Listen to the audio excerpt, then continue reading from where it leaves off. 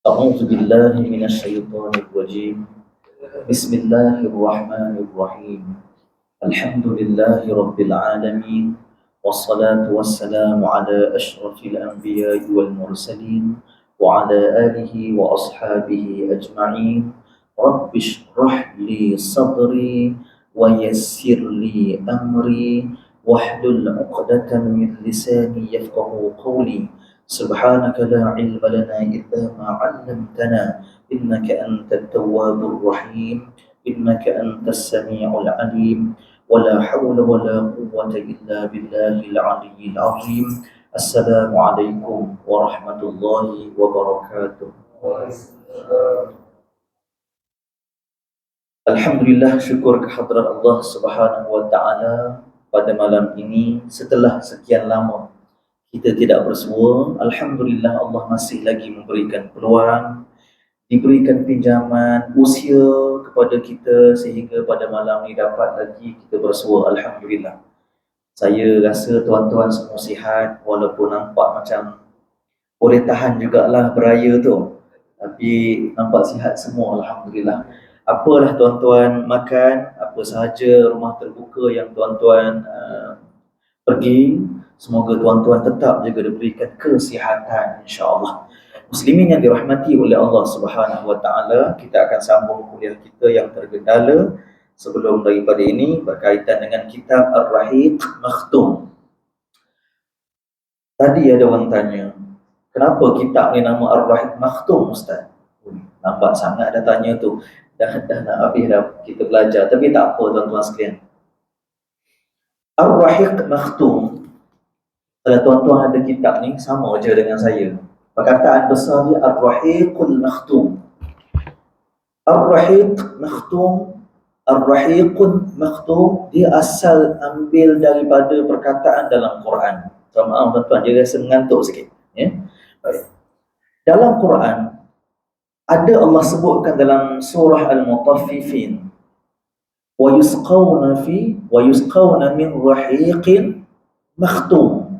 Ahli-ahli syurga ini Allah akan jamu dia bagi minuman yang disebut sebagai Ar-Rahiq Al-Makhtum. Dalam Quran tu tak ada alif lam lah, tapi orang-orang yang bergelar ahli syurga akan diberikan minuman istimewa di syurga. Min rahiqin makhtum, daripada air yang bersih, air yang wangi, air yang tak pernah disentuh. Al-makhtum merujuk kepada maksud tertutup, yang tak ada siapa pun belum diberikan lagi minum air tu. Bagi sebahagian ulama tafsir, mereka memudahkan maksudnya ialah arak di syurga. Senang cerita. Kalau nak dibincang satu perkataan, rahiq merujuk kepada nektar pada bunga tu, ataupun madu pada bunga tu dalam sangat nanti. Tapi mudahkan ialah Rahiq Makhtum merujuk kepada maksud arak di syurga yang akan dihidangkan kepada ahli syurga. Di syurga ada minuman yang dihidangkan kepada ahli syurga, Rahiq Makhtum. Di syurga ada makanan yang dihidangkan kepada ahli syurga, namanya Kibada minal hut. Dalam hadis riwayat Imam Muslim, awwalu syai', perkara pertama, ya'kuluhu ahlul jannati, yang akan diberi makan kepada ahli syurga, kibada minal hut, iaitu sepotong hati ikan paus.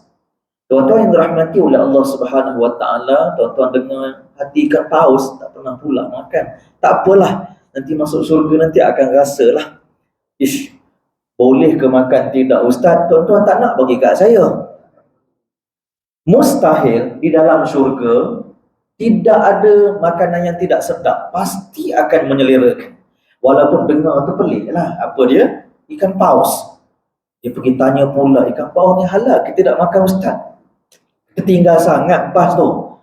Tertinggal sangat. Jadi panjanglah cerita. Tertinggal. Rasulullah SAW dalam hadis Bukhari memang makan ikan paus. Tuan ya? Boleh tuan ya? Dia sentuh tu baik. Memang Rasulullah makan ikan paus. Bahkan sahabat-sahabat makan ikan paus dalam keadaan sampai gemuk. Asalnya kurus sebab penat berperang, perjalanan jauh. Tiba-tiba nampak ikan paus terdampar di tepi sempadan Madinah. Mereka makan ikan paus bawa unta masuk ikut insang ikan paus. Besar tak? Mereka kutip-kutip minyak dalam ikan paus, kata sahabat, sehingga kami gemuk. Asalnya kami lapar sangat, sampai jilat jari. Dalam hadis Bukhari sebut, kami jilat-jilat jari kami dah. Tak ada apa dah nak makan. Kurma yang sebiji tu dijilat berbulan-bulan supaya dapat manis-manisnya. Tapi Allah rezekikan ada seekor kambing, ingat kambing juga lah. Ada seekor ikan paus terdampar di hujung Madinah, maka sahabat makan, sahabat bawa balik. Bila sahabat bawa balik, Rasulullah SAW kata, bagi sikitlah aku nak merasa. Lalu Nabi SAW merasa ikan paus yang dibawa oleh sahabat Nabi SAW. Sebab tu kita sebut, baru nak tanya tentang hati, bolehkah kita makan ikan paus? Dan tertinggal pas lah. Maksudnya kita cerita tentang hati ikan paus tadi. Baik, kembali balik. Kalau ikutkan apa kaitannya arak kepada tajuk buku ini, apa kaitannya? Tuan-tuan dirahmati Allah Subhanahu wa taala. Al-Syekh Al-Mubarakfuri, dah terasa macam mukadimah lah pula. Wallahu alam, saya ingat sebut ke tidak pada tuan-tuan, atau mungkin saya terlupa, wallahu alam. Al-Syekh Al-Mubarakfuri ini dia orang hadis. Dia ulama hadis, mengajar dekat Madinah. Dia orang India tapi alim tentang sejarah Madinah dengan Makkah. Dia juga mengajar dekat Madinah. Dan dia ini menulis buku ini asalnya berbentuk sastera sikit. Jadi tiba-tiba dia guna pakai Ar-Rahib Makhtub, arak syurga. Apa kaitannya dengan kandungan ini? Tuan-tuan sekalian, kalau tanya pada saya tak tahu apa sebab dia ambil arak syurga letak nama kitab dia. Tapi sebahagian murid-murid pelajar bidang sirah, mereka menjangkakan mungkin apa yang terkandung dalam kitab ini dibebaskan daripada sebarang hadis maudhu', merujuk kepada sucinya kandungan dalam sirah ini. Dia tak bercampur-campur dengan pendapat-pendapat yang maudhu', yakni palsu, dan dia merujuk kepada maksud sesuci air di syurga. Itu kita sebut sebagai maksud tersurat pada penilaian orang. Tapi pada tulisan dia sendiri, kenapa dia namakan Ar-Rahib Makhtub ini tidak dijumpai. Dan mungkin maksudnya sesiapa yang nak merasa minum air arak di syurga nanti, bacalah kitab sirah Nabi SAW sebagai tanda sayang kepada Nabi SAW. Itu je lah yang boleh saya simpulkan, tuan-tuan. Kitab ni dah berusia lebih kurang umur saya jugalah 45 tahun. Allah tersebut. 1979, lama tak? Lebih kurang 78. Saya lahir 77. Tuan sekalian, sama dengan haji, sama kita, Masya Allah sama. Haji, sebut haji pun lain dah ayat dia. Haji sama je. Saya haji dengan Arab lebih kurang jugalah. Subhanallah, lama dah ni, tuan-tuan sekalian. Maka tuan-tuan sekalian, berkenaan dengan kenapa tajuk begitu, dah saya teringat sahabat tanya ni, saya nak kongsi dengan tuan-tuan. Tak kisahlah apa nama tajuk dia. Yang pasti semua dan satu dunia tahu kitab ini tajuknya Arak di Syurga, tapi kandungannya tentang sirah Nabi SAW. Kalau nak diikutkan tuan-tuan sekalian, nak dikorek-korek apa manfaatnya, panjanglah cerita. Tapi dah biasa kita dapat tahu kadang-kadang tajuk sesuatu lagu pun tak ada pun kaitan dengan lagu tu. Kita sebut apa ya, suci dalam debu, lain berbenar lagu Salim Iklim tu. Ya tuan ya. Tapi semacam je sedapnya. Tuan-tuan yang dirahmati oleh Allah Subhanahu wa taala. Merujuk kepada maksud surah dalam Al-Quran. Pertama, kata ulama, nama-nama surah dalam Al-Quran itu Rasulullah yang bagi nama. Surah Lembu, Al-Baqarah, apa-apalah semua tu Rasulullah bagi nama. Kedua, kata ulama, yang lebih kepada sahih, Rasulullah bagi beberapa nama surah je. Selebihnya sahabat yang namakan sebagai penghargaan kepada sahabat Nabi SAW. Yang diberi oleh Rasulullah namanya Al-Baqarah, Fatihah, Al-Imran. Boleh tak kita nak katakan apa je signifikan yang meletakkan perkataan lembu betina kepada surah Al-Baqarah, sedangkan cerita lembu betina yakni Al-Baqarah itu bukanlah ada sepanjang dalam tafsiran dan cerita ayat dalam surah Al-Baqarah, betul tak? Tetapi terpulanglah kepada orang yang memberi, sudah tentu dia lebih memahami tentang maksud tersirat. Surah Al-Ikhlas, ada kaitan tak perkataan ikhlas dalam surah Ikhlas? Satu perkataan pun tak ada. Tapi itulah namanya surah Al-Ikhlas. Dalam tu tak ada perkataan ikhlas pun. Tetapi kalau diamati, maka kata ulama, demikianlah ikhlas. Tak perlu cakap. Itulah ikhlas. Tuan-tuan dirahmati Allah Subhanahu Wa Taala, dia tak apalah dapat sedikit manfaat daripada mukadimah insya-Allah. Muslimin yang dirahmati oleh Allah Subhanahu Wa Taala.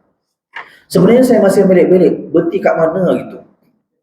Tapi saya rasa lebih kurang muka surat 70, 71, 72, 73 lebih kurang begitu. Al-maklumlah lama tak jumpa, tapi demikian tuan-tuan sekalian, kita akan tengoklah kalau betul dalam muka surat, saya rasa betul lah insya-Allah berkaitan dengan wahyu pertama. Muslimin yang dirahmati oleh Allah Subhanahu Wa Taala. Saya pergi terus kot kepada muka surat 72. Mungkin tuan-tuan ada berbeza sikit muka surat dalam cetakan buku yang berbeza. Permulaan peristiwa di Gua Hira. Tuan-tuan sekalian, yang pertama, Aisyah radhiyallahu anha, dia kata Rasulullah sallallahu alaihi wasallam pernah bermimpi yang indah sebelum waktu turunnya wahyu di Gua Hira. Artinya sebelum peristiwa di Gua Hira, Nabi sallallahu alaihi wasallam telah pun bermimpi indah. Apa kata Aisyah yang dimimpikan oleh Nabi sallallahu alaihi wasallam adalah nampak cahaya yang sangat cantik ketika awal subuh. Ketika awal subuh. Itu maksudnya kepada takrifan mimpi ada maksud yang sangat indah. Tuan-tuan sekalian, Al-Imam Ibn Sirin, dia tak mentafsirkan mimpi Nabi. Cuma pada ilmu dia, kalau yang berkaitan cahaya-cahaya keluar pada waktu subuh, maksudnya baik. Betul ya? Baik, Al-Imam Ibn Sirin ini tabi'in. Dia kawan baik kepada Al-Imam Al-Hasan Al-Basri. Cuma beza kedua, Imam Hasan Al-Basri ini, dia tok guru yang besar. Kata Anas bin Malik, sahabat Nabi SAW, Anas bin Malik hidup lagi, Rasulullah dah tak ada, ramai sahabat-sahabat yang senior pun dah tak ada, tapi Anas bin Malik ni umurnya panjang. Dia nampak bahawa Al-Hasan Al-Basri ini hebat. Lalu dia berpesan kepada budak-budak muda yang nak belajar agama di Mekah dan Madinah, jika ada di antara kalian yang terlepas berguru dengan Al-Imam Hasan Al-Basri, kalian merupakan penuntut ilmu yang rugi besar. Kenapa? Luasnya ilmu Al-Imam Al-Hasan Al-Basri. Siapa dia? Kawan kepada Al-Imam Ibn Sirin. Cuma beza, Imam Ibn Sirin ni, dia sangat tawadhu orangnya. Susah nak jumpa dalam majlis ilmu yang ramai-ramai. Dia alim besar. Dia suka menyorok-nyorok, dia suka tak mendedahkan diri. Itu dia antara tawadhu'nya. Antara kelebihan dia yang alimnya, iaitu boleh mentafsir mimpi. Sampai pada hari ini, tuan-tuan yang dirahmati oleh Allah, kitab-kitab yang berkaitan dengan muntakhab ta'wilul ahlam atau mentafsirkan mimpi ini, orang akan refer kepada Al-Imam Ibn Sirin. Baik. Antara yang disebut oleh Al-Imam Ibn Sirin, mana-mana yang berkaitan dengan seseorang itu mimpi cahaya keluar pada awal subuh, dia bermaksud mimpi yang baik. Boleh faham tak? Baik. Dia bermaksud akan dapat hidayah. Dia bermaksud akan dapat tambahan hidayah. Maksudnya ada lagi kebaikan yang akan dibuat. Dia bermaksud mubasyirat, khabar gembira dia akan dapat. Daripada apa mungkin dia solat ke kan, solat istikharah, dia nak kahwin satu lagi. Ni contoh je. Tiba-tiba elok sangat, sedar dia tengok dalam mimpi tu ada cahaya yang keluar pada awal subuh. Itu tandanya line clear. InsyaAllah bini dia tak marah. Kalau marah juga tak tahulah. Betul ya? Tuan-tuan yang dirahmati Allah Subhanahu Wa Taala, secara umumnya maksudnya itu baik. Tetapi Al-Imam Ibn Sirin sebut dalam kitab dia, hujung kepada banyak-banyak nikmat ini, dia akan diuji di sebalik nikmat itu. Itu maksud cahaya. Tuan-tuan, kata ulama, setiap nikmat yang datang itu pasti akan datang ujian bersamanya. Siaplah. Lepas dah kahwin dua tu, siaplah nak balik raya, bukan senang je. Zaman jam ni contoh haji, mana ada berlaku kat sini. Muslimin yang dirahmati oleh Allah SWT, merujuk kepada setiap nikmat itu, kata ulama, akan datang pula ujian bersamanya. Muslimin yang dirahmati oleh Allah Subhanahu Wa Taala. Baik. Apa yang disebutkan tadi, Rasulullah SAW dalam hadis disebutkan bermimpi yang indah-indah, cahaya yang indah di awal subuh. Itu satu petanda wahyu untuk Nabi. Baik. Kedua, disebutkan Nabi itu terasa dengan keinginan nak bersendirian saja. Jadi menyampah duduk dekat Mekah. Sebab tu dia pergi ke Gua Hira, kemudian suka bersendiri. Kita pun dah sebut pada kuliah yang lepas. Kalau saya ingat saya kan, kita dah sebut Nabi pergi dekat situ bukan berhari-hari. Kan ada di kalangan orang yang orang kata mulutnya celupar. Kata Nabi tinggalkan isteri di gua, pergi Gua Hira seorang-seorang, jaga anak dekat rumah. Awak sonok-sonok dekat Gua Hira beribadah tapi tinggalkan bini jaga anak. Ingat lagi tak? Saya pernah sebut. Kemudian pula isteri jaga anak kecil kat rumah. Kemudian pula duduk berminggu-minggu dekat Gua Hira. Tu tak nama menyusahkan bini tu. Kita dah sebut sebelum daripada ni bukan? Dengar baik-baik, saya ulang. Kalau lupa, mungkin surau lain. Kalau mungkin tuan ingat, abang ingat balik sebelum mungkin dah pernah saya sebut. Pertama, kena ingat baik-baik. Saya dah sebut gaji? Ya. Tak tahulah, saya tengok haji ni macam sentiasa ada di surau mana-mana. Wali Allah sungguh. Saya dah bagi tahu. Ya, baik. Dengar baik-baik. Ketika Nabi SAW pergi ke Gua Hira, Rasulullah dengan Khadijah dah tak ada baby lagi dah, tuan-tuan sekalian. Rasulullah dah tak ada baby dah. Anak Rasulullah semuanya besar. Zainab, Ruqiyah, Ummul Kalthum dah kahwin. So Khadijah jaga baby apanya? Ada sebut ke? Dah ya, dah sudah. So tuan-tuan sekalian tak ada baby dah. Baik. Kemudian pula bukan pergi seminggunya. Perkataan dalam hadis itu layal, merujukkan kepada maksud beberapa hari. Tak sampai 3 hari, balik semula. Merujuk kepada kata Imam Bukhari, Nabi ni dia tak lama duduk dekat Gua Hira tu. Sekejap je. Habis makanan yang tak tahan, dia baliklah sehari 2 hari dia balik. Bukan tinggal lama sebagaimana orang fitnah dia. Apalah Nabi duduk tinggalkan isteri. Tuan-tuan sekalian, saya ringkaskan cerita. Bila pergi ke Gua Hira tu tuan-tuan sekalian, Nabi balik segera ke rumah. Nabi sebut Zammiluni. Kita pernah sebut. Tuan-tuan, apa-apa perkataan mungkin saya dah sebut ataupun tidak, kalau panjang belakang dia, idhabu, merujuk kita bercakap dengan ramai orang. Pergilah kalian. Irji'u, kembalilah kalian. Panjang tak belakang tu? Panjang. Ukhruju, keluarlah kalian. Kalau belakang tu bermaksud bukan bercakap dengan seorang tu, bercakap dengan ramai. Maka hal yang demikian dalam hadis yang sahih riwayat Imam Bukhari, Nabi bila mana terketa-keta nampak Jibril balik ke rumah, dia balik ke rumah, dia kata dekat orang rumah, dia beritahu kepada orang dalam rumah, dia kata apa? Zammiluni. Tu panjang ke pendek? Panjang. So Nabi bukan bercakap dengan Khadijah seorang yang sedang jaga baby. Nampak sangat dia bercakap dengan ramai orang. Selimutkanlah kalian, selimutkanlah aku. Bukan cakap dengan Khadijah seorang. Clear? Oh, penatlah kalau dengan Nabi sendiri buruk sangka. Kata Nabi ni mementingkan diri sendiri, dia seronok beribadah, tiba-tiba tinggalkan isteri kat rumah, jaga anak kecil. Mana ada Rasulullah anak kecil? Lain kali jaga sikit mulut tu, pakai tudung labuh dah pandai, kutuk Nabi boleh tahan. Bukannya kutuk Nabi ni, tudungnya labuh. Muslimin yang dirahmati oleh Allah Subhanahu wa taala. Baik, kita dah sebut pada kuliah yang lepas, lebih kurang begitu, merujuk kepada maksud salah faham dia terhadap sejarah Nabi sallallahu alaihi wasallam. Baik, mengucap baliklah. Seolah macam memperlekehkan Nabi ini orang yang disebut sebagai mengabaikan tanggungjawab. Sedangkan ketika itu Rasulullah itu kaya.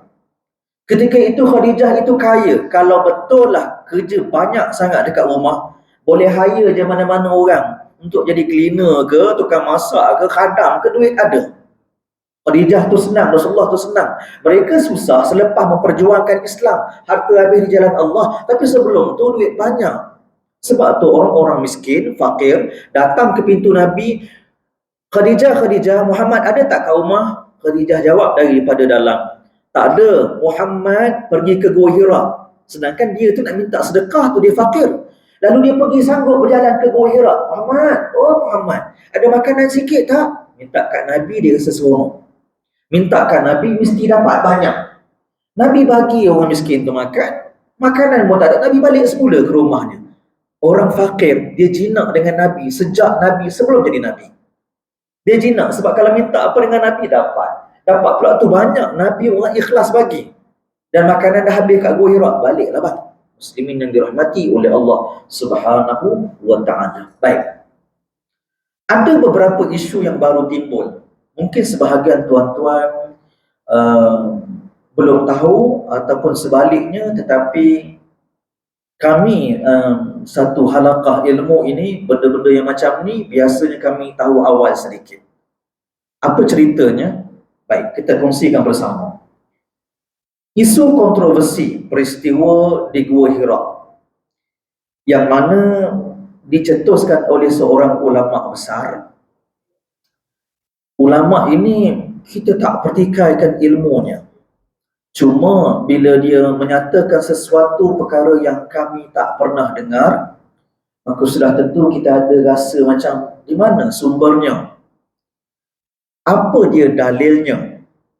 Isu yang saya maksudkan ini ialah, dengarkan baik-baik, yang dikatakan pendapat yang tak pernah kami dengar dan sekarang dah keluar dah lama dah keluar dekat YouTube, dah keluar apa dah, berkaitan dengan cerita yang agak pelik tentang Nabi SAW ketika berada di Gua Hira. Baik, perkara yang pelik itu saya listkan satu persatu. Tuan-tuan dengar dulu. Dengan rendah diri saya mengatakan bahawa saya tidak tahu tentang perkara ini, tak tahu, dan kita sebut wallahu a'lam, tapi saya akan buat kesimpulan nanti insya-Allah. Baik. Pertama, kata ulama ini yang ini diambil daripada sahabat-sahabat kita di Mesir, daripada gurunya. Kata gurunya, iaitu ulama itu, Rasulullah SAW telah pun diberikan wahyu 30 juzuk Quran sejak di alam roh. 30 juzuk itu terus dapat kepada Nabi ketika Nabi dalam alam roh, belum lagi roh itu masuk dalam jasad Nabi. Itu satu. Baik. Maknanya sejak zaman Nabi belum lagi jadi bayi, roh je dulu, Quran telah pun diberikan oleh Allah 30 juzuk sejak dia berada di alam roh. Itu satu, dalam kenyataan itu. Kedua, bila roh itu dah bercantum dengan jasad Nabi, yakni jadi bayi, roh masuk dalam jasad Nabi, Nabi dah jadi bayi, maka Nabi lupa dengan alam roh dia dulu yang pernah dia terima 30 juzuk sekaligus. Itu statement yang kedua. Statement yang ketiga, bila sampai usia 40 tahun, kita sambung balik tentang Gua Hira tadi. Nabi terima wahyu. Ketika Nabi terima wahyu, Jibril peluk Nabi. Jibril peluk Nabi berapa kali? 3 kali. Ketika bergesernya tubuh Jibril dengan Nabi itu bergeser, ketika itu Jibril ingatkan semula kepada Nabi tentang 30 juzuk dulu yang dia lupa. Baik. Jadi ketika itu Jibril telah pun berkata kepada Nabi, Iqra. Iqra. Ini poin yang keempat. Iqra. Rasulullah jawab apa? Rasulullah jawab, kalau yang biasa kita dengar dan faham, wama ana biqari, aku tak pandai membaca, aku tak tahu membaca. Maksudnya lebih kurang begitu yang kita faham. Tetapi bagi Syekh ini menyebutkan bahawa bila mana Jibril peluk sahaja, Jibril tanya, Iqra, bacalah. Seolah-olah nak beritahu yang dulu tu kamu lupa, baca sekarang. Nabi pun jawab dengan yang sama, wama ana biqari, tapi maksud itu lain. Maksudnya ialah nak baca surah yang mana satu, nak baca ayat mana satu. Baik, tuan-tuan yang dirahmati oleh Allah Subhanahu wa taala, maksud itu ada maksud yang lain. Bermaksud apa yang aku nak baca. Itu pendapat Syekh ini, seorang ulama besar, semoga Allah merahmatinya. Pun hal yang demikian, kami berhak untuk mengatakan bahawa kami tidak berpihak kepada cerita baru ini. Untuk lebih senangkan hati, sejak dahulu para ulama menulis dengan maksud yang biasa kita dengar, itulah kisahnya. Siap dengan rujukan daripada dalil hadis dan juga sumber kitab yang muktabar. Tiba-tiba kenyataan itu hanya begitu sahaja. Jadi izinkan kami untuk memilih pendapat yang dah pun biasa masyarakat dengar. Dalam maksudnya ialah serah kepada Allah siapakah yang lebih benar. Tetapi dalam disiplin ilmu kita kena ada rujukan untuk berpihak kepada mana-mana pendapat. Tuan-tuan yang dirahmati Allah Subhanahu wa taala, baik, pendapat saya.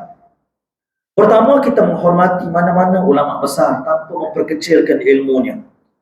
Wallahu alam, sudah tentu mungkin kita tak tahu, mungkin ada orang lebih tahu daripada kita. Tak semestinya yang tak pernah kita dengar dan perkara itu adalah salah. Tidak semestinya. Tapi tuan-tuan sekalian, kita pilih pendapat yang telah pun dipegang oleh ulama sejak silam dulu sampai hari ini sebagai pilihan kita, tuan-tuan sekalian.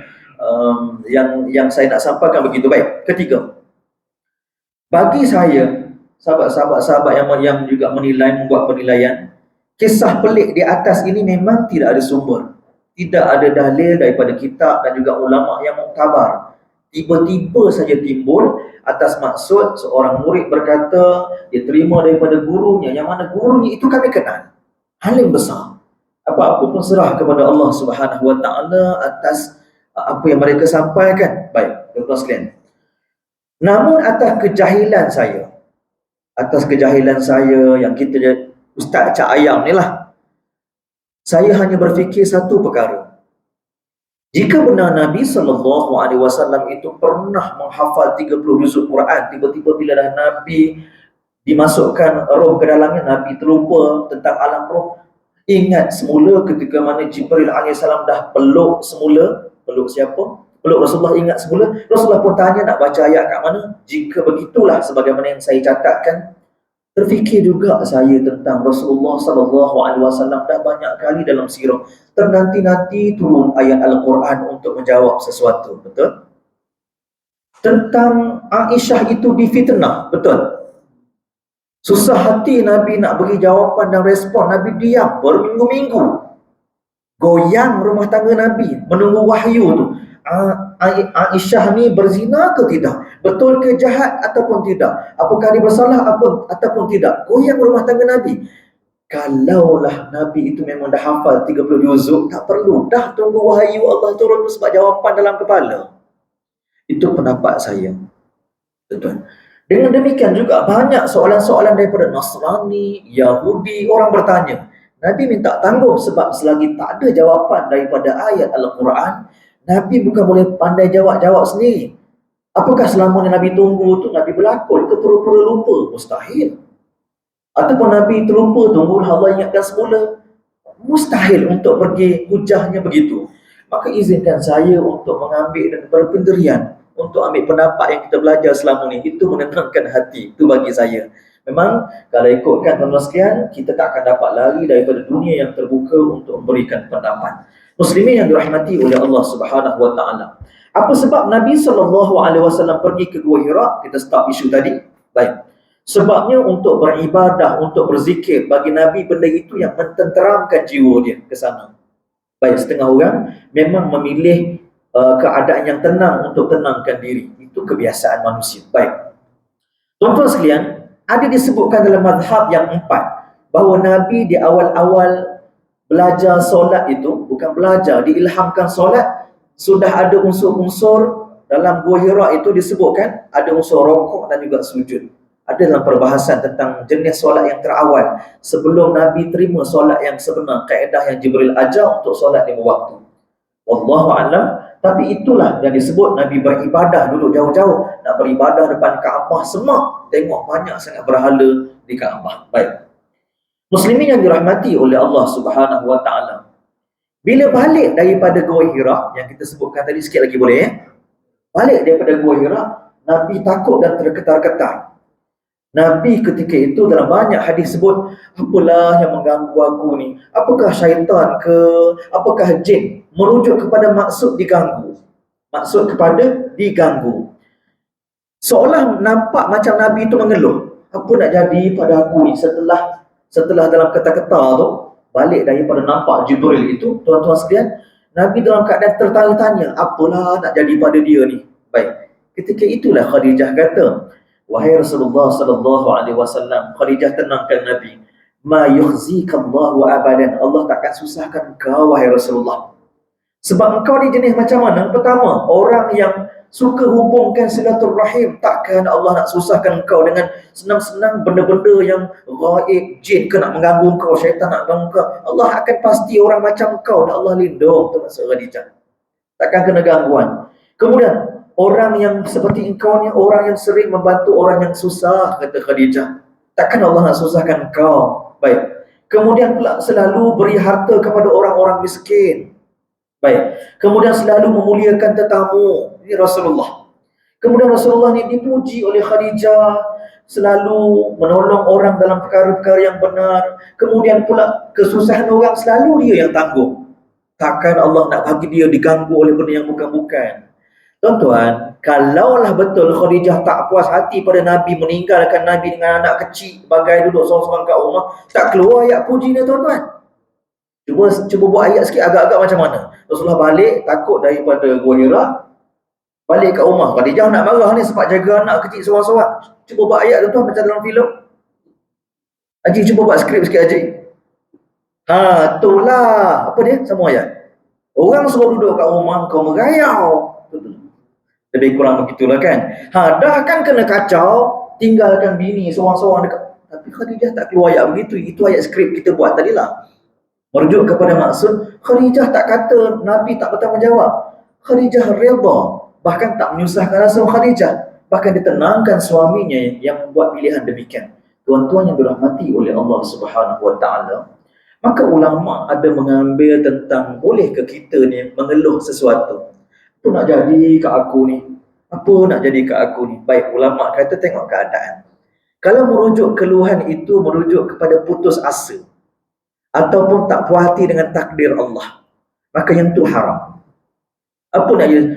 Sikit-sikit aku yang susah. Kenapa yang asyik nak menyusahkan aku ni Allah? Kenapa aku wahai Allah? Why me ya? Why me ya? Allah jawab, why not ya? Kenapa aku? Yang tu haram. Yang tu mempertikaikan takdir Allah, tak puas hati kepada takdir Allah. Adapun kalau macam Nabi ni, dia tertanya-tanya, apa hikmah di sebalik yang nak berlaku kepada aku? Yang ni harus.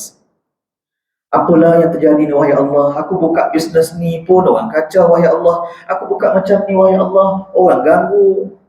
Aku buka gerai nasi lemak pun orang tabur duit shilling satu sen. Kena santau juga wahai Allah. Betul Memang benda ni benda biasa.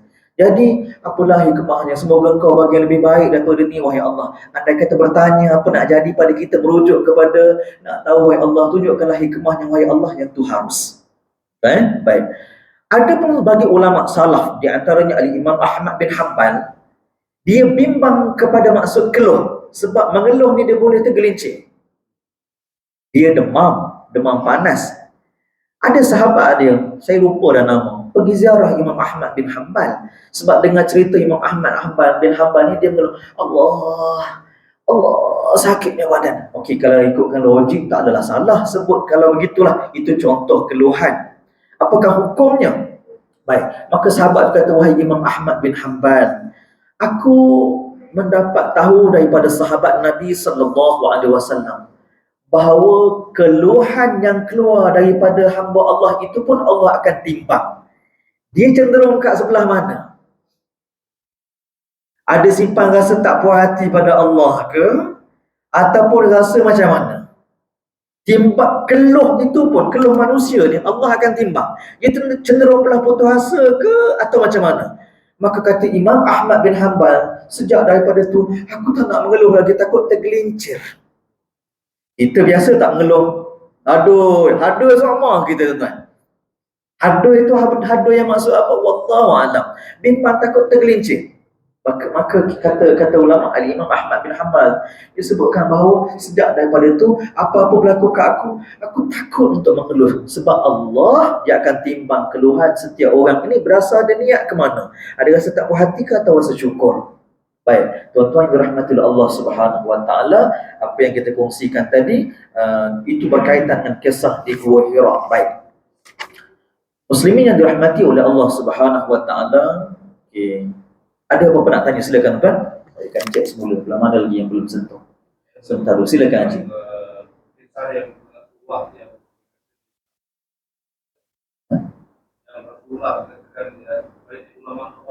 Okey. Kita yang sama juga. Betul. Rasulullah ini memang tak boleh baca bukan tuan tak boleh baca tadi. Dan yang Ustaz sebut tadi yang bukan supaya 37 sudah masuk dalam ruh. Kita tak pernah dengar itu. Ya, betul. Jadi mungkin kalau kita tahu ulama-ulama ini dia semua kuat dan berbeza. Ya, betul. Kadang-kadang semua dia sama ada premier atau sekretari. Ya, betul. Jadi itu yang kadang-kadang timbul kontradik dari segi pandangan dan sebagainya. Betul. Yang biasa yang kita dengar Rasulullah mendekat dia tak boleh baca. Ya, betul. Saya ringkaskanlah apa yang Haji tanyakan tadi. Setakat ini secara peribadi saya yang jahil ini, cerita yang dah biasa kita dengar itu dia ada dalil yang kuat. So dalam kitab ni itulah ceritanya. So perkara yang selebihnya itu kita serahlah kepada orang yang menuturkan, dia kena buktikanlah apa yang dikatakan itu. Semoga Allah merahmati dia. Tidak ada niat untuk kita merendah-rendahkan, sebab setiap orang tu ada perbezaan daripada sudut, kadang-kadang ruang yang berbeza dengan kita, itu perkara biasa. Muslimin yang dirahmati oleh Allah Subhanahu Wa Taala. Baik. Dalam kitab ini dia banyak berkaitan dengan pendapat Al-Imam Ibn Ishaq. Imam Ibn Ishaq kan tak ngam dengan Imam Malik.